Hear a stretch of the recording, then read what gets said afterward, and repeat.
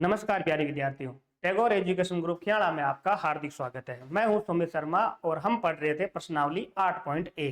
प्रश्नावली 8.1 के 4 क्वेश्चन हमने कंप्लीट कर लिए थे। आज हम करेंगे क्वेश्चन नंबर 5। सब सवाल एक ही जैसा है, बस आपको थोड़ा सा। क्वेश्चन नंबर 5, 4 हो गए थे क्वेश्चन, 5वां क्वेश्चन है यदि सेक थीटा का मान दिया हुआ है 13/12 और अन्य सभी त्रिकोणमितीय अनुपात ज्ञात करने हैं। तो सेक का मान तो दिया हुआ है, तो अन्य कौन रह गए? एक तो साइन, कोस, टेन, सेक जो पहले से हमारे पास है, तो इसको हम ज्ञात नहीं करेंगे। फिर बच जाएगा कोसेक। तो साइन, कोस, टेन, कोसेक और एक लास्ट में कोट। कहने का मतलब है कि 6 में से 5 जो है ना, उनके मान आपको ज्ञात करने और ये मान आपको दिया हुआ है। तो ये सब के सब मान ज्ञात करने के लिए हमारे पास लाल बट्टा कक्का से 3 भुजाओं के मान होने चाहिए। लंब होना चाहिए, आधार होना चाहिए, कर्ण होना चाहिए। जो अनुपात दिया हुआ है उस अनुपात में 2 भुजाएं जो दी हुई है, वहां से हम देखेंगे कि ये लंब है, एक कर्ण है, एक आधार है। और तीसरी भुजा ज्ञात करने का तरीका इससे पहले वाले सवालों में पाइथागोरस प्रमेय किया था, तो इसमें भी हम पाइथागोरस प्रमेय का यूज करेंगे। और उसके बाद में तीसरी भुजा जब आ जाएगी तो हम डायरेक्ट लाल बट्टा कक्का के मानों को रख के साइन, कोस, टेन, कोसेक और कोट ज्ञात करेंगे।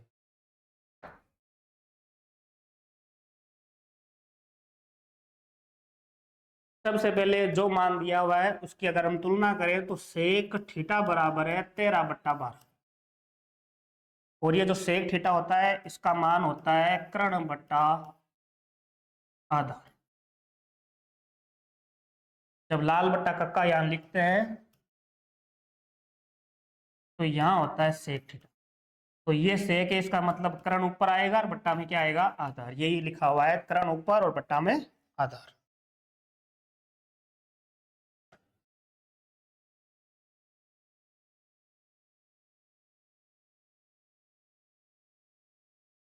अब यहां से जब तुलना करेंगे तो कर्ण के बराबर में आया 13, तो कर्ण बराबर 13 और आधार का मान है 12। तो बच गया कौन? लंब। तो एक बार हम जब आकृति बनाएंगे तो इस आकृति में ये मान दर्शा देते हैं।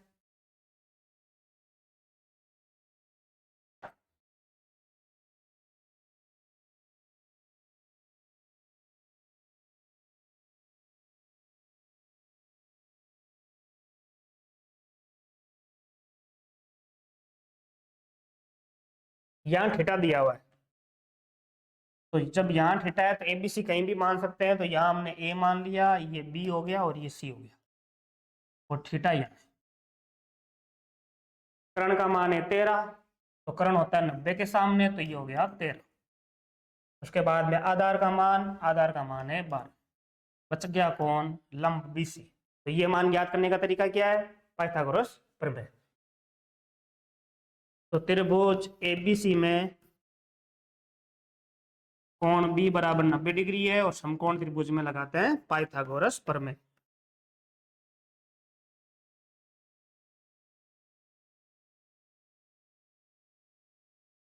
पाइथागोरस प्रमेय से जब मान निकालेंगे तो मान आएगा कर्ण स्क्वायर बराबर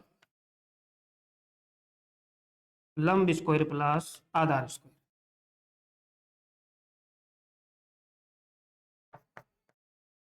यहां कर्ण का मान ए सी है, तो एस सी का स्क्वायर, लंब का मान है बी सी का स्क्वायर और आधार का मान है ए बी। 3 में से 2 भुजाएं हमारे पास है। ए सी का मान है 13, तो यहां लिख देते हैं हम 13 का स्क्वायर बराबर बी सी का मान ज्ञात करना है, तो बी सी की जगह बी सी का स्क्वायर, उसके बाद में ए बी का मान है 12, तो 12 का स्क्वायर।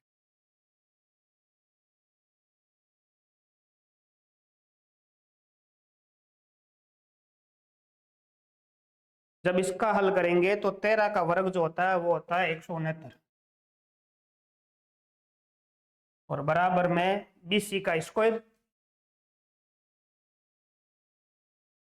और प्लस में आ जाएगा 12 का स्क्वायर होता है 144। अब यहाँ ध्यान देना कि ये BC का स्क्वायर है, मतलब BC का मान ज्ञात करना है, तो ये प्लस का 144 जो है ये पक्षांतरित होकर आएगा इस तरफ, तो 169 अपनी जगह, माइनस में 144 और बराबर में बन जाएगा BC का होल स्क्वायर। जब इसको घटाएंगे तो 9 में से 4 घटाया तो 5 और 6 में से 4 घटाया तो 2 और ये हो गया 0, तो मान आ गया 25। ये 25 जो है ये मान आया BC के होल स्क्वायर का। हमें सिर्फ BC का मान चाहिए, तो इस तरफ हम रूट लगा देंगे और ये भुजा का मान है इसलिए आएगा प्लस का 5, तो BC का मान आया +5। अब तीनों भुजाएं हमारे पास है, तो हम क्या करेंगे, अन्य सभी त्रिकोणमितीय अनुपात ज्ञात करने हैं, तो एक एक लाइन से लिखें। तो ये तो साइन थीटा, साइन थीटा क्या होता है, लाल बट्टा कक्का से लंब बट्टा कर्ण। लंब का मान कितना आया 5, कर्ण का मान कितना 13, तो पहले का मान आ जाएगा 5/13। दूसरा है कोस थीटा, कोस क्या होता है, आधार बट्टा कर्ण।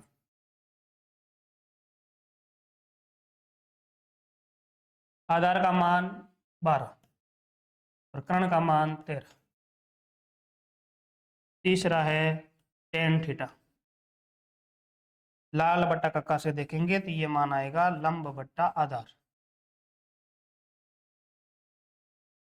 इसमें लंब का मान 5, आधार का मान 12।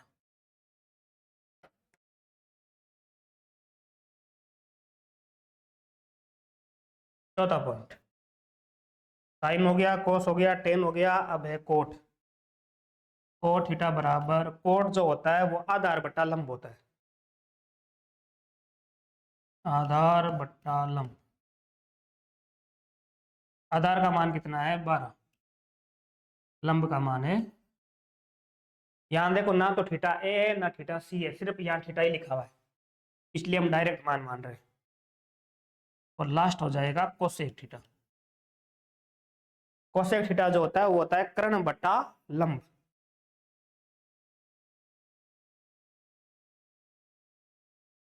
और यहां से मान आएगा कर्ण का 13 और लंब का 5। तो सेक थीटा का मान दिया हुआ था, वहां से हमने तुलना की, दो भुजाएं आई, पाइथागोरस लगाया, भुजा तीसरी का मान आया, उसके बाद में साइन कोस टेन कोट और कोसेक का मान हमने ज्ञात किया। अब ये जो मान हमने ज्ञात किए ये सही है या गलत है, थोड़ा सा हम इसकी जांच भी कर लेते हैं। देखो हमने 5 मान तो निकाल लिए, यहाँ पर बच गया कौन, ये सेक। अगर हम सेक थीटा का भी मान निकाले इस हिसाब से, तो मान कितना बनना चाहिए 13/12। अगर इस हिसाब से ही 13/12 बन रहा हो तो हम कह सकते हैं कि हमारा ये क्वेश्चन का आंसर सही है। तो एक बार हम इसकी जांच कर रहे हैं। यहाँ देखो 5 मान हमने निकाले हैं, अगर हम सेक का भी मान निकालना चाहें, ये रफ का काम है। सेक का अगर मान निकालोगे तो सेक थीटा जो होता है वो होता है कर्ण बट्टा आधार। जब लाल बट्टा कक्का में आप सेक थीटा देखोगे तो वो मान आएगा कर्ण बट्टा आधार। तो इस आकृति में देखो कर्ण का मान तो है 13, आधार का मान है 12, और यहाँ सेक थीटा के बराबर में कितना दिया हुआ है 13/12। इसका मतलब हमारा आंसर सही है।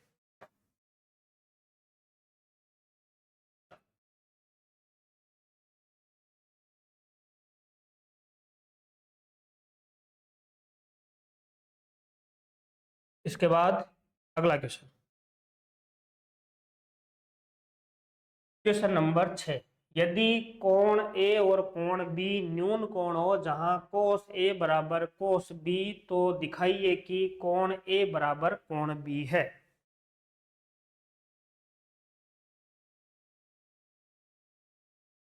जो भी त्रिभुज बनाएंगे उस त्रिभुज में कोण ए और कोण बी जो होगा वो न्यून कोण होगा। अगर ये दोनों न्यून कोण है तो फिर समकोण कौन होगा, कोण सी।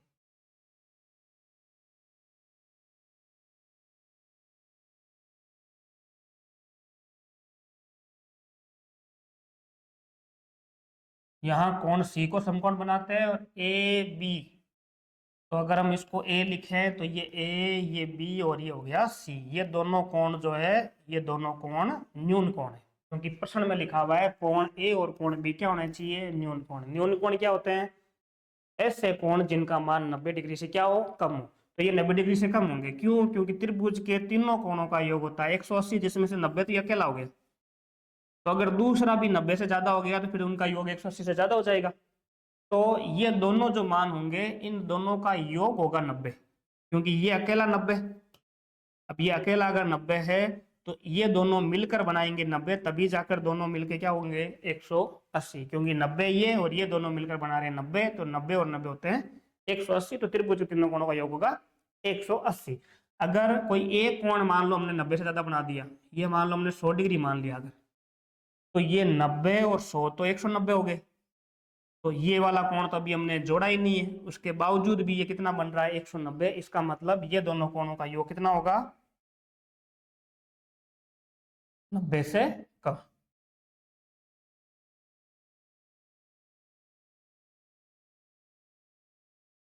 तो क्वेश्चन में ए और बी जो है वो न्यून कोण है, तो ए और बी दोनों न्यून कोण हो गए। कोण सी हमारे पास समकोण हो गया। कोस ए और कोस बी जो है वो आपस में बराबर, ये ध्यान रखना। तो अब दर्शाना है, तो दर्शाने वाले सवालों को हल करते हैं हम, दिया गया सिद्ध करना उस तरीके से। तो सबसे पहले तो हम लिखेंगे दिया गया, क्वेश्चन में जो भी मान है पहले हम दिया गया में लिखेंगे। सबसे पहले तो इसमें कोण ए, अगर हम त्रिभुज बनाए यहां से एबीसी, तो एबीसी त्रिभुज में कोण ए व कोण बी न्यून कोण है, ये क्वेश्चन में लिखा हुआ है। इसके अलावा और क्या क्वेश्चन में, क्वेश्चन में है कोस ए बराबर कोस बी, ये मान आपको दिया गया है। अब हम जब सिद्ध करेंगे, किसी चीज को दर्शाएंगे, तो यहां लिखेंगे हम सिद्ध करना। तो सिद्ध क्या करना है, कोण ए जो है वो कोण बी के बराबर है। उसके बाद में आगे हम अगर हम रचना कर रहे हैं तो रचना लिखेंगे, और रचना नहीं कर रहे हैं तो हम डायरेक्ट लिखेंगे उपपत्ति। रचना करने का मतलब है कि हम इस आकृति में कोई मान बढ़ा रहे हैं, कोई भुजा बढ़ा रहे हैं, किसी पर लंब डाल रहे हैं, किसी पर माध्यिका खींच रहे हैं, तो हम रचना में लिखते हैं। अब उपपत्ति में सबसे पहले जो निष्कर्ष होता है उसके हिसाब से हम इसमें पॉइंट बनाएंगे। तो देखो त्रिभुज ए बी सी में कोई भी भुजा दी हुई नहीं है, तो जब भुजाएं ही नहीं है तो हम पाइथागोरस पर में नहीं लगाएंगे। अब यहाँ जो मान दिया हुआ है उसके हिसाब से कुछ निष्कर्ष आता है क्या। सबसे पहले तो आप ध्यान दो कि यहाँ तो कोस ए है और यहाँ बी है,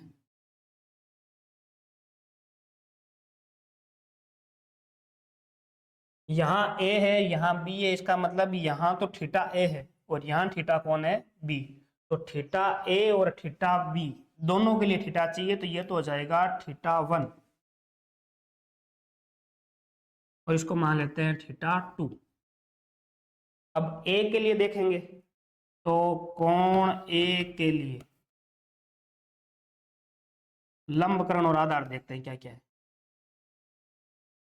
कर्ण सबका सेम है, तो कर्ण बराबर हो जाएगा ए बी।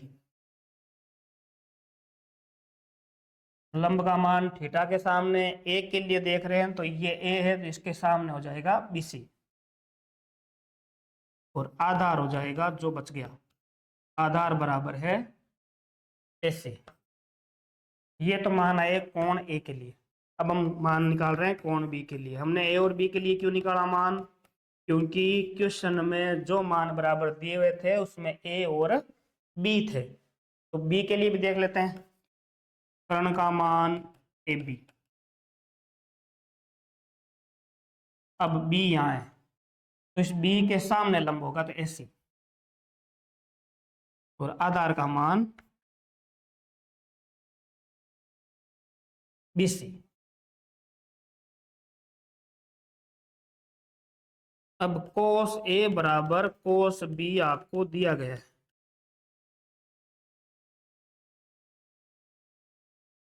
जब कोस ए और कोस बी दिया हुआ है, तो अगर हम लाल बट्टा कक्का से देखें, तो लाल बट्टा कक्का से हमारे पास ये जो कोस होते हैं ये मान प्राप्त होते हैं आधार बट्टा कर्ण। लेकिन एक चीज का ध्यान रखना, यहाँ ए के लिए आधार करण देखना है और यहाँ बी के लिए आधार करण देखना है। हालांकि मान दोनों के सेम ही होते हैं, इसमें भी आधार और बट्टा में करण, लेकिन जो मान होते हैं उसमें ए और बी अगर हम देखें तो यहाँ आधार मानेंगे हम θ1 के लिए, क्योंकि ए को हमने क्या माना है θ1, और ये आधार लिखेंगे हम θ2 वाला। इतना सा ध्यान रखना।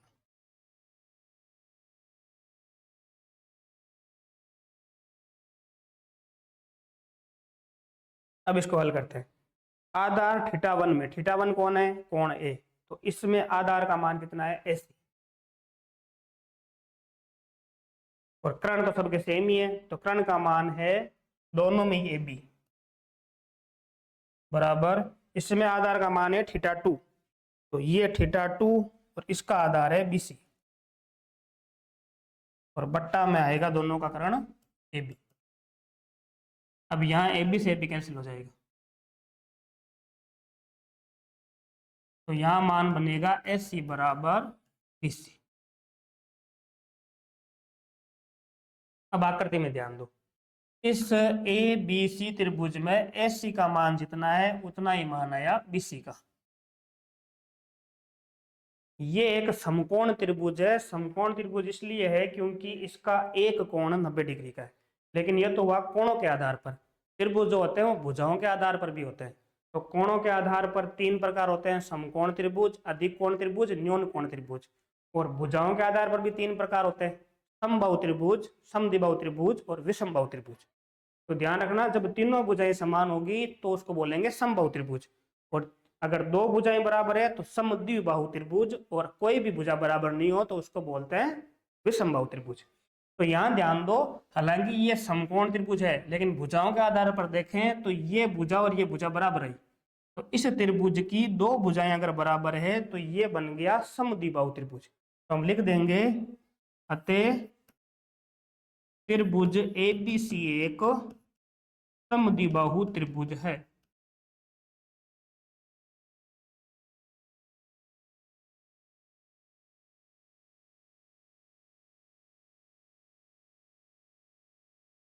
अब ध्यान दो, अगर समद्विबाहु त्रिभुज हो तो जब दो भुजाएं बराबर होती है तो उनके सम्मुख कोण भी बराबर होते हैं। तो यहां पर अगर AC इस भुजा की बात करें तो इसके सामने कोण है θ2, तो ये θ2 इसके सामने कोण, और इस BC के सामने कोण कौन है θ1, तो ये θ2 और θ1 भी क्या हो गए आपस में बराबर। कोष्टक में लिख सकते हो समान भुजाओं के सम्मुख कोण बराबर होते हैं।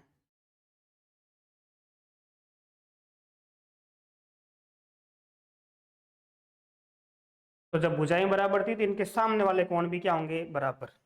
अब ध्यान दो, θ2 को हमने क्या माना था कोण B, यहाँ तो आएगा कोण B, और θ1 कोण A, तो कोण B और कोण A क्या हो जाएंगे आपस में बराबर। सिद्ध क्या करना था, कोण A बराबर कोण B, हमने सिद्ध कर दिया कोण A के बराबर में कोण B। और जब सवाल सिद्ध हो जाता है तो लास्ट में उत्तर नहीं लिख के हम लिखते हैं इति सिद्धम। इस प्रकार से ये कंप्लीट सवाल होगा। ए बी न्यून कोण थे, हमने आकृति बनाई, कोस ए और कोस बी दिए हुए थे, तो थीटा ए बी के हिसाब से हमने यहाँ ए और बी में कर्ण, आधार और लंब देख लिए। उसके बाद में जो मान बराबर दिया हुआ था उस मान में हमने आधार कर्ण रखे, तो हमारे पास दो भुजाएं बराबर आई। और दो भुजाएं बराबर आने का मतलब है समद्विबाहु त्रिभुज, और समद्विबाहु त्रिभुज में समान भुजाओं के सम्मुख कोण क्या होते हैं बराबर। तो θ2 और θ1 बराबर होंगे, तो ए बराबर क्या आ जाएगा बी। अगला क्वेश्चन, यदि कोट थीटा बराबर 7/8 हो तो 1 plus sine theta, 1 minus sine theta, 1 plus cos theta और 1 माइनस कोस थीटा का मान आपको ज्ञात करना है। ध्यान देना, कोट का मान दिया हुआ है, इसका मतलब दिमाग में आना चाहिए कि दो भुजाओं के अनुपात दिए। जब दो भुजाओं के अनुपात है तो तीसरी भुजा आ जाएगी, और तीसरी भुजा जब आएगी तो हम साइन और कोस की जगह क्या रख देंगे मान।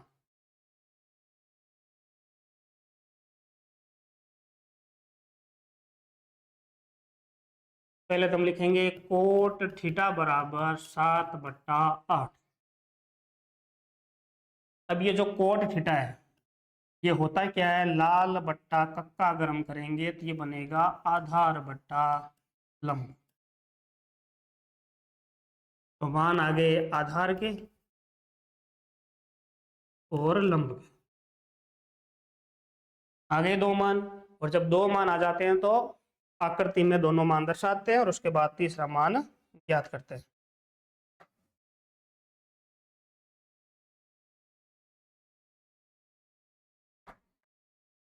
थीटा दिया हुआ है तो एबीसी मान लेते हैं। ये ए, ये बी और ये सी, और ये हो गया थीटा। आधार का मान 7, लंब का मान 8। मान कौन सा बच गया, त्रण का। ज्ञात करना सबको आना चाहिए।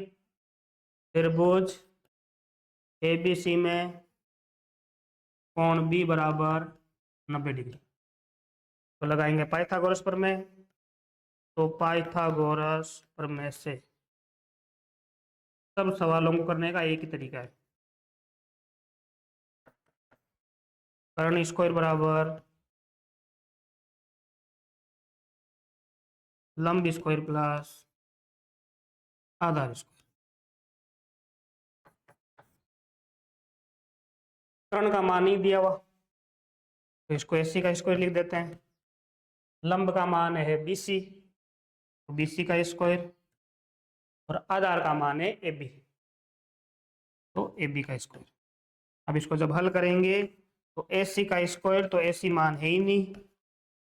बी सी का मान हमारे पास है 8, तो हम कर देंगे 8 का स्क्वायर। ए बी का मान है 7, तो लिख देंगे 7 का स्क्वायर।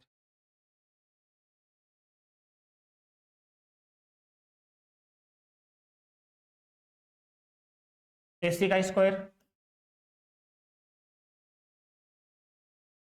8 का वर्ग होता है 64, 8 को 8 से गुणा करते हैं। 7 का वर्ग होता है 49, तो एस सी का स्क्वायर बराबर आ जाएगा 9 और 4 13, और ये हो गया 11। तो मान आया एस सी का स्क्वायर बराबर 113, और हमें सिर्फ एस सी का मान चाहिए, तो इस तरफ लगा देंगे रूट। और 113 का वर्गमूल पूर्ण संख्या नहीं होती, मतलब किसी भी ऐसी प्राकृत संख्या का ये वर्ग नहीं हो रहा। मतलब अगर ये 100 होता तो हम 10 लिख देते, 64 होता तो 8 लिख देते, लेकिन रूट 113 को भाग विधि से जब हल करते हैं तो पॉइंटों में उत्तर आता है, इसलिए हम इसको लिख देंगे रूट 113।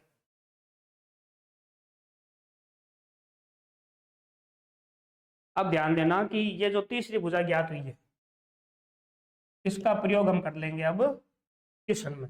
तो क्वेश्चन में जितने मान दिए हुए उन सब को अगर हम लिखें तो इस पहले पॉइंट में 1 प्लस यहाँ है साइन, यहाँ है 1 माइनस साइन, और बट्टा में है 1 प्लस कोस, 1 माइनस कोस।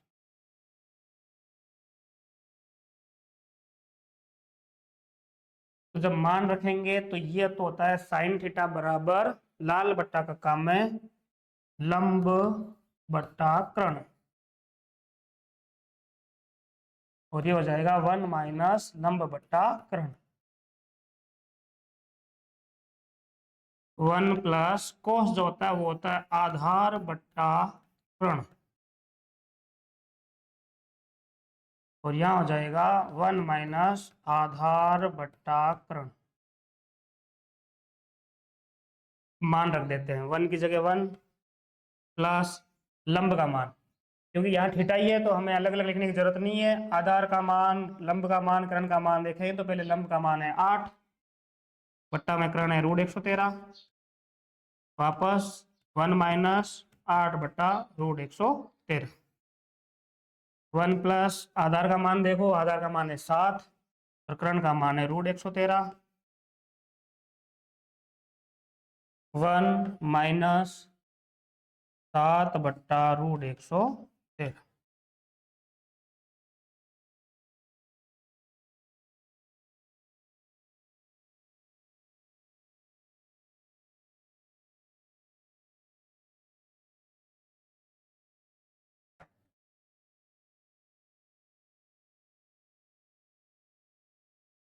अब इसको हल करते हैं। सबसे पहले अगर हम इन संख्याओं को ध्यान से देखें तो ये संख्याएं किस प्रकार बन रही है, ये संख्याएं बन रही है a plus B, A minus b, मतलब सेम संख्या, यहाँ भी एक है, यहाँ भी एक है, यहाँ भी 8/√113 है, यहाँ भी 8/√113 है, एक जगह प्लस एक जगह माइनस है, तो सूत्र बनता है a plus B, A minus b का a square minus B square. तो इसको हम अगर इस हिसाब से लिखें तो यहाँ मान बनेगा 1 का स्क्वायर माइनस 8/√113 का होल स्क्वायर। बट्टा में भी वही मान a plus B, A minus B, संख्याएं दोनों की समान है, तो यहाँ लिखेंगे a स्क्वायर माइनस 7/√113 का होल स्क्वायर, और इसके कोष्टक में लिख देंगे हम कौन सा फॉर्मूला हमने यूज किया, a plus B, A minus B बराबर होता है A square minus B square, ये हमने प्रयोग किया। अब इसको हल करते हैं। 1 का स्क्वायर होता है 1, 8 का वर्ग हो जाएगा 64, क्योंकि दोनों के ऊपर वर्ग है, और √113 का मतलब है कि जब √113 को √113 से गुणा करते हैं तो यहाँ पर ये जो स्क्वायर लगता है, इस स्क्वायर से ये वाला रूट कैंसिल हो जाता है, तो मान आ जाएगा कितना, सिर्फ 113। तो बट्टा में लिख देंगे हम 113, फिर बट्टा नीचे वाले मान में 1 माइनस 7 का स्क्वायर होता है 49, और √113 का मतलब है 113। अब यहाँ ध्यान देना, ये है भिन्नों की बाकी, इसको अगर हम घटाएंगे तो इसके बट्टा में कुछ नहीं है, तो हम 1 मानेंगे तो एलसीएम आएगा 113, 1 का भाग 113 में 113 बार, और 1 से गुना करेंगे तो बन जाएगा 113, और माइनस में आएगा 64। भिन्नों की जोड़ बाकी सबको आनी चाहिए, फिर बट्टा वापस एलसीएम आएगा 113, और यहाँ मान हो जाएगा 113 ऊपर और माइनस में 49।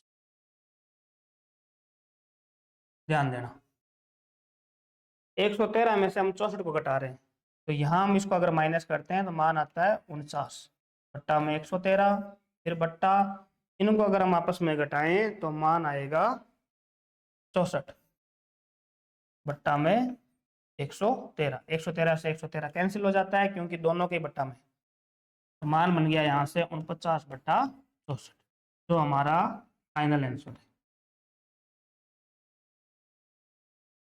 जो मान दिए हुए थे वहां से हमने लंब, कर्ण और आधार निकाले, क्योंकि 2 भुजाएं थी, तीसरी भुजा ऐसी आ गई, उसके बाद में मान रखे, तो मान रखने के बाद में यहाँ जो मान बन रहे हैं, यहाँ थोड़ा ध्यान रखना, यहाँ प्लस माइनस की संख्याएं हैं, सेम संख्याएं, ए फिर बी फिर ए फिर बी है, मतलब अलग अलग संख्या होती है तो फिर हमें गुणा करना पड़ता है, लेकिन a plus B, A minus B बन रहा है दोनों ही जगह, तो हम डायरेक्ट फॉर्मूला लगा दिया ए स्क्वायर माइनस बी स्क्वायर का, और जब मान हल किया तो मान आए 49/64। इसका एक और तरीका और है,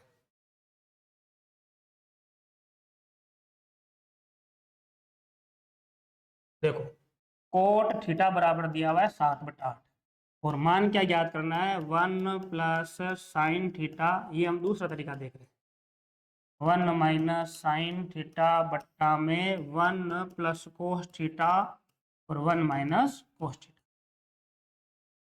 ध्यान देना सबसे पहले तो ये पता होना चाहिए, जब एक जैसी संख्याएं हो और बीच में प्लस माइनस हो तो ए स्क्वायर माइनस बी स्क्वायर का फॉर्मूला लगता है, तो यहाँ से हम लगाएंगे 1 का स्क्वायर माइनस बी का स्क्वायर, नीचे भी पहली संख्या सेम दूसरी संख्या सेम प्लस माइनस, तो यहाँ भी लगाएंगे ए का स्क्वायर माइनस बी का स्क्वायर। ये फॉर्मूला कौन सा है, ए प्लस बी, ए माइनस बी बराबर में ए स्क्वायर माइनस बी स्क्वायर। अब इसको हल करते हैं, 1 का स्क्वायर 1, साइन का स्क्वायर होता है sine square theta, 1 minus cos, और स्क्वायर है तो यहाँ लगा देंगे कोस स्क्वायर थीटा। अब यहाँ ध्यान देना 1 माइनस साइन स्क्वायर थीटा, हमने बेसिक क्लास में पढ़ा था कि 1 माइनस साइन स्क्वायर थीटा जो होता है वो होता है कोस स्क्वायर थीटा। आप सर्वसमीकरण निकालना और सर्वसमीकरण में देखना कि कोस स्क्वायर थीटा के बराबर में ये मान लिखा हुआ है कि नहीं लिखा हुआ, क्योंकि पहली सर्वसमीकरण जो थी वो थी sine square theta plus cos square theta बराबर 1। यहाँ से अगर हमें कोस स्क्वायर थीटा का मान चाहिए तो मान होता है 1 माइनस साइन स्क्वायर थीटा, ये लिखा हुआ है। तो यहाँ देखो 1 माइनस साइन स्क्वायर थीटा था, तो 1 माइनस साइन स्क्वायर थीटा को हमने किस में बदल दिया, कोस स्क्वायर थीटा में, बट्टा और यहाँ ध्यान देना, अगर हमें साइन स्क्वायर थीटा का मान चाहिए तो ये वाला उधर जाएगा, तो 1 माइनस क्या बनेगा, कोस स्क्वायर थीटा। मतलब नीचे वाला मान दिया हुआ है 1 माइनस कोस स्क्वायर, तो 1 माइनस कोस स्क्वायर थीटा का मतलब होता है साइन स्क्वायर थीटा। तो यहाँ बट्टा में लिख देंगे हम साइन स्क्वायर थीटा। ये हमने मान कहाँ से लिखे, सर्व समीका 1 से।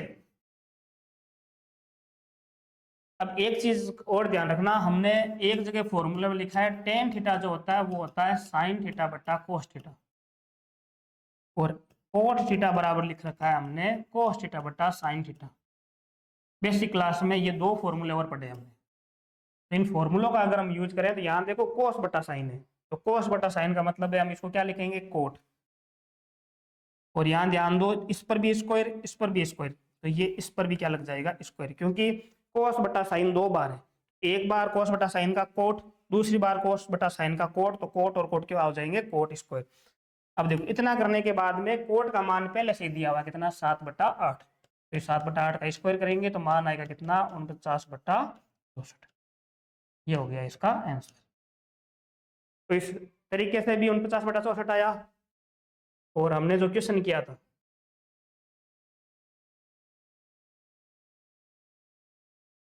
इस क्वेश्चन में भी उत्तर कितना आया, 49/64। ये तो बेसिक से किया है और वो हमने फॉर्मूलों से किया है। इसका अगला पॉइंट,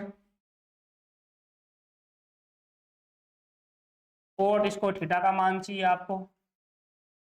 तो ये तो बहुत सिंपल है, क्योंकि कोट थीटा का मान तो है 7/8, तो कोट स्क्वायर थीटा का मान हो जाएगा 7/8 का होल स्क्वायर।